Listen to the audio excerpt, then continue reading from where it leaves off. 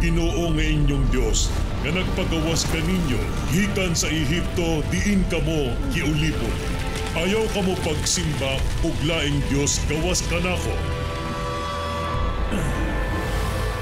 Ayaw kamo paghimo og mga Diyos-Diyos sa dagway sa bisan unsa nga anaa sa langit o sa yuta o sa tubig.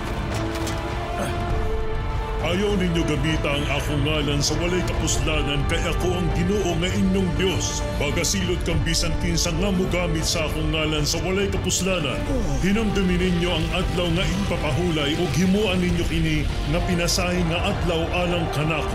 Pagtrabaho kamo sulod sa unong kaadlaw, apan ang ikapito nga adlaw, ang adlaw nga ipapahulay, inyong igahin alang kanako ang Ginoo nga inyong Dios. Tahoran ninyo ang inyong amahan ug ginahan aron makinabuhi kamo ug tugay diya sa yuta nga gihatag ko kaninyo. Ayaw kamo pagpatay, ayaw kamo panapaw, ayaw kamo pangawan, ayaw kamo pagsaksi ug pakapatok sa inyong isig katawo. Ayaw kamo kaibog sa balay sa inyong isig katawo o sa iyang asawa, mga ulipon, mga baka o aso, o bisan sa unsa nga mga butang nga anaa kaniya.